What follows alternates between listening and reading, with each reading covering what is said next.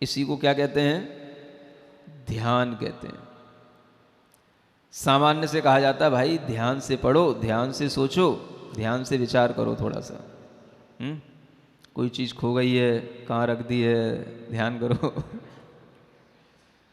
चाबी लेके तो आए थे घर से, हाँ, और रास्ते में भी थी जेब में, और मंदिर आए और जब जाने लगे तो समझ में नहीं आ रहा कहाँ रह गई, हाँ? कि मंदिर की वेदी पे रख दी कि महाराज के सामने रख दी, कहाँ रख दी। थोड़ा ध्यान करो। तो ध्यान करने के लिए क्या करना पड़ेगा? थोड़ी सी आंख बंद करके सोचो कि कहाँ से आ रहे थे, क्या कर रहे थे, कब पॉकेट में हाथ गया था, कब कौन सी चीज़ निकाली थी, कब कहाँ पे कौन सी चीज़ रख दी थी। तो जैसे भी आपका श्रद्धान बढ़ेगा तो श्रद्धान बढ़ने से आपके लिए धीरे धीरे क्या स्थिति बनेगी? आपका मन करेगा कि हम आंख बंद करके कुछ देखने का प्रयास करें, क्योंकि जिन चीज़ों पर श्रद्धा करने के लिए कहा गया है वो चीज़ें आंख खोल के तो कुछ भी दिखती ही नहीं है, वो सब चीज़ें आंख बंद करने से ही दिखेंगी। किस पे श्रद्धा करने को कहा? भगवान पर, मोक्ष पर, सिद्ध भगवान पर, अरिहंत भगवान पर, अपनी आत्मा पर, अपने कर्मों पर। ये सब कैसे दिखेगा? ये सब ध्यान से दिखेगा। और ध्यान से देखोगे तो ही कुछ आपको भीतर से कुछ फल मिलेगा। समझ में आ रहा है? पहले तो आगम पर श्रद्धा की, आगम में जितनी भी चीज़ें लिखी हुई हैं संसार की, मोक्ष की, उन सब चीज़ों को समझ लिया। और फिर क्या किया? आंख बंद करके ध्यान में बैठ गए। तो साक्षात ध्यान फलम दृष्टम श्रद्धानात् निर्जरात्मकम। अब ध्यान कर रहे हैं तो हमें ध्यान का फल क्या मिलेगा? अब फल भी पहले से ही देख लो कि मान लो स्वर्ग मिलेगा तो स्वर्ग में पहले से ही चले जाओ, ऐसा। ध्यान का फल क्या होना चाहिए? ध्यान कर रहे हो तो ये भी ध्यान रखना कि ध्ययन करने वाला व्यक्ति कैसा हो। सुन रहे हो? 4 चीज़ें होती हैं। एक ध्यान होता है, एक ध्येय होता है, एक ध्याता होता है और एक ध्यान का फल होता है। सुन रहे हो? कितनी चीज़ें हो गई? 4 चीज़ें। ध्याता, ध्येय, ध्यान और ध्यान का फल। ध्याता अगर होगा तो ध्यान होगा, और ध्याता नहीं होगा तो ध्यान भी नहीं होगा। और जो ध्यान होगा तो वो दुर्ध्यान होगा, वो आपके कोई काम में आने वाला नहीं होगा। धर्म ध्यान के लिए तो ध्याता होना जरूरी है। और ध्याता होने के लिए क्या होना? एक चीज कही गई है, गुप्तेंद्रिय मनोह ध्याता। गुप्तेंद्रिय मना ध्याता। ध्याता वह होता है जिसने अपनी इंद्रिय और मन को गुप्त कर लिया हो, है ना। गुप्त का मतलब हाँ, वश में कर लिया हो, कंट्रोल कर लिया हो, वो ध्याता होता है। क्या सुन रहे हो? जैसे ही आपने आंख बंद की तो आंख बंद होने के बाद में आपकी इंद्रिय और मन सब आपके कंट्रोल में आ गए। आ गए कि नहीं आ गए? कहने से आ गए कि वास्तव में आ गए हैं? इंद्रिय और मन को जब तक आप रोकोगे नहीं तब तक आप ध्याता नहीं कहलाओगे, है ना। तो ध्याता बनने के लिए क्या करना? अपनी इंद्रियों को भी संयमित करना और अपने मन को भी संयमित करना। क्योंकि आप आंख बंद करके बैठ गए, है ना, और आपको अपनी इंद्रियों की चिंता पड़ी है,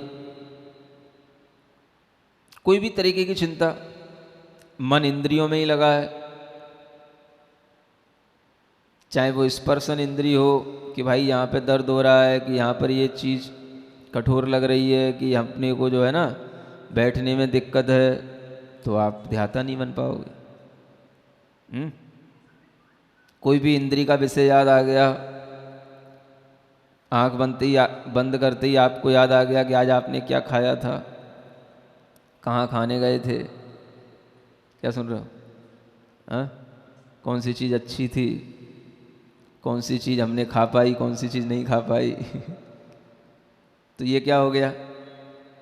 अगर ध्यान में आप ये सब चीज़ें याद करने बैठ गए तो क्या होगा? हाँ, ध्याता नहीं कहलाओगे आप। हाँ, लोग कई बार आंख बंद करके तो बैठ जाते हैं, लेकिन ध्याता हो गए ऐसी भूल में मत रह जाना। आंख बंद करने से ध्याता नहीं होते। आंख बंद करने के बाद में इंद्री के विषयों में मन न जाए और इंद्रियों के विषय की इच्छा न हो तो वह इंद्री और मन को गुप्त करके अपनी आत्मा का या किसी भी वस्तु का ध्यान कर सकता है। तो क्या होना चाहिए? ध्याता कैसा हो?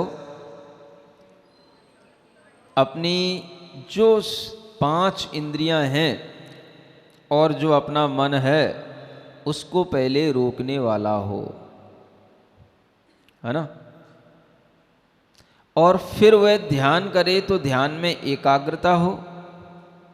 जिस भी वस्तु का ध्यान करे वो ध्येय उसके लिए सही सही स्वरूप वाला समझ में आता हो, स्पष्ट उसके लिए ध्येय हो, तब उसको ध्यान के फल से क्या मिलता है? मोक्ष तो बाद में मिलता है। पहले तो संवर और निर्जरा होती है। समझ आ रहा है?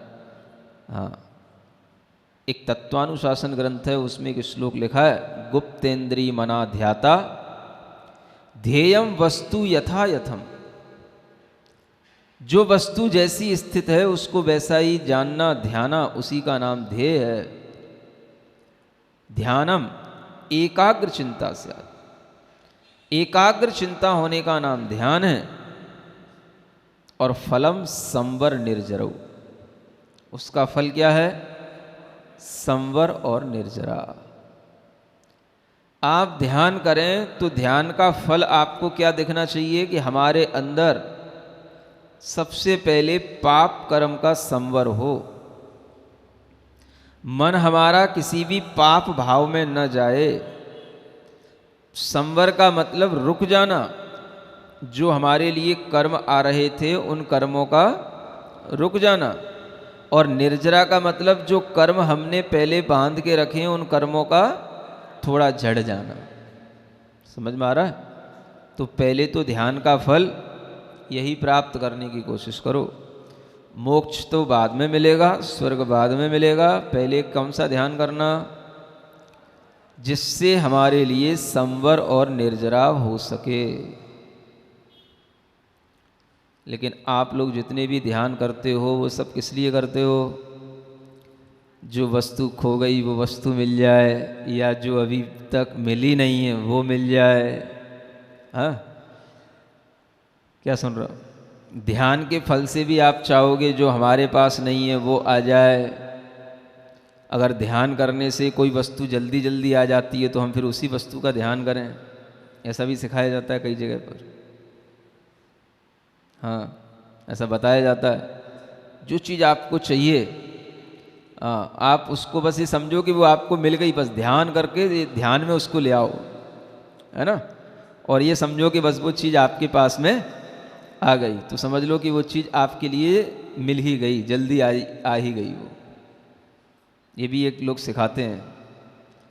तो ध्यान का फल उन्होंने कितना कर दिया? बस लौकिक फल। हमेशा लौकिक फल की इच्छा से ही हर व्यक्ति ध्यान करता है।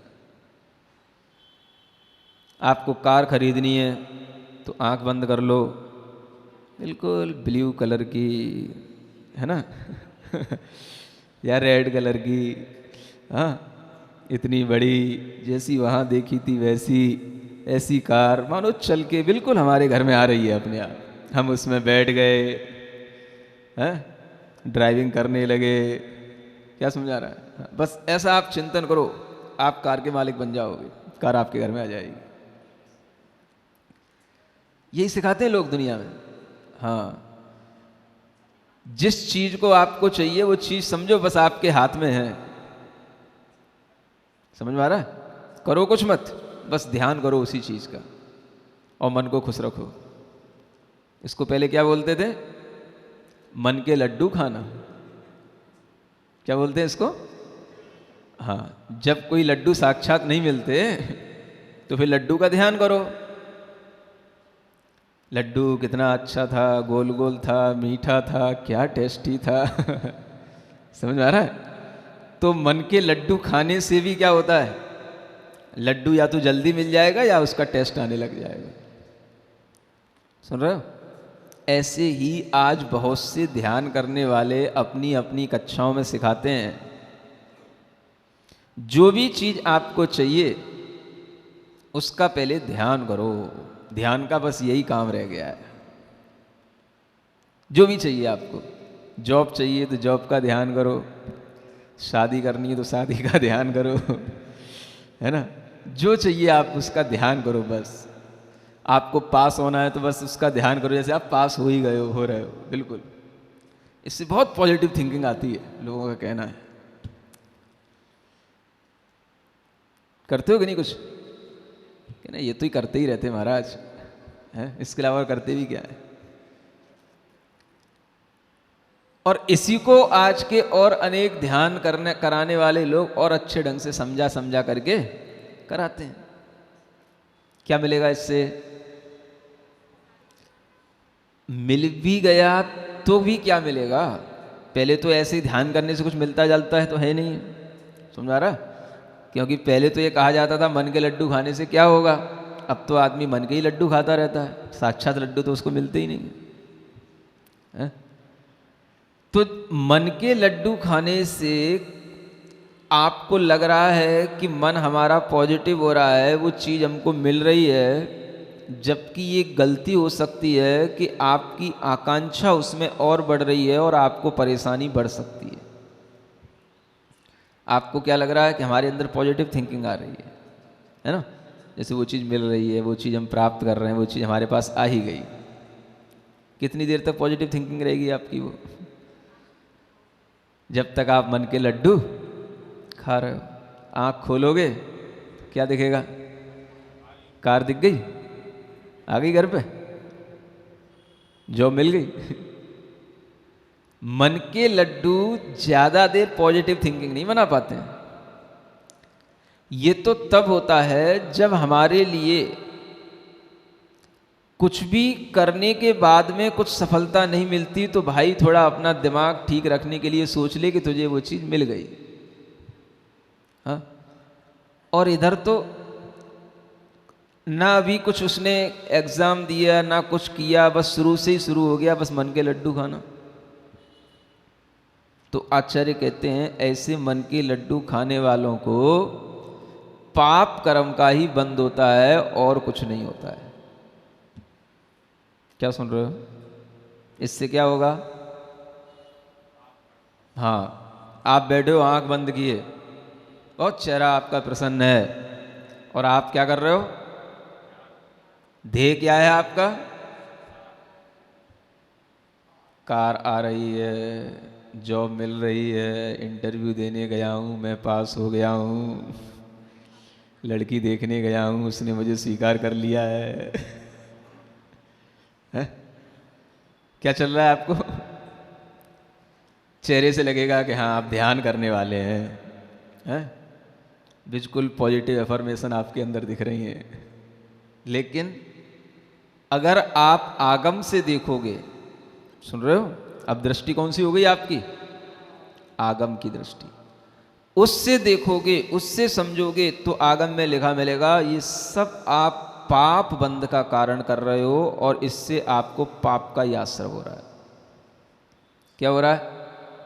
हाँ, ध्यान तो वह होता है जिससे कम से कम पाप का संवर हो जाए, पाप रुक जाए। पहले जैसे ही ध्यान करो तो क्या होना चाहिए? सबसे पहले पाप की वर्गणाएं, जो पाप के कर्म हैं हमारे अंदर प्रति समय आ रहे होते हैं, वो एकदम से वो उनका कनेक्शन कट ऑफ हो जाए, बिल्कुल पाप रुक जाए। पहले तो शर्त है पाप का संवर होगा तो जो है ध्यान का समझना आपको कुछ फल मिल रहा है। तो सबसे पहले क्या करना, पाप को रोकना, पाप का संवर होना, और फिर निर्जरा होगी तो वो भी जो पहले हमने पाप बांध रखा है उसी पाप की निर्जरा होगी। ये ध्यान का सबसे अच्छा और साक्षात फल कहलाता है। लेकिन आपके दिमाग में कभी भी यह फल आता नहीं है। आप जो भी करते हैं ध्यान से तो करते हैं, लेकिन ध्यान के फल में कभी संवर और निर्जरा की इच्छा नहीं करते। अगर हम आपसे कहें ध्यान से पूजा करना, ध्यान से भगवान की भक्ति करना, ध्यान से भगवान का दर्शन करना, तो ये तो कर लोगे, लेकिन महाराज ये तो बताओ इससे मिलेगा क्या? तो आपको जो चाह रहे हो वो सब मिलेगा तो कर लोगे, लेकिन उसके करने से आपको वह ध्यान का जो फल मिलना चाहिए वो नहीं मिलेगा, क्योंकि आप अपनी इच्छा से फल चाह रहे हो ना। तो आपकी इच्छा तो केवल अपने मन की इच्छा है, और मन की जो इच्छा है वो संसार की इच्छा है। तो आपकी इच्छा से जो फल मिलेगा वो संसार को बढ़ाने वाला हुआ, और आगम के अनुसार अगर ध्यान होगा तो उसकी इच्छा से जो फल मिलेगा तो आपको मोक्ष मार्ग पर चलाने वाला होगा, श्रायस पथ पर आपको बढ़ाने वाला होगा। एक कल्पना करो, मान लो आपने ध्यान किया, पूजा की, भगवान के दर्शन किए, और कल्पना करो कि आपके लिए कोई देने के लिए आ जाए, कोई आपसे प्रसन्न हो जाए। वैसे तो कुछ होता नहीं है, फिर भी अब जब ध्यान कर ही रहे हो, दुनिया के लड्डू खा ही रहे हो, तो एक लड्डू हमारा भी खा लो।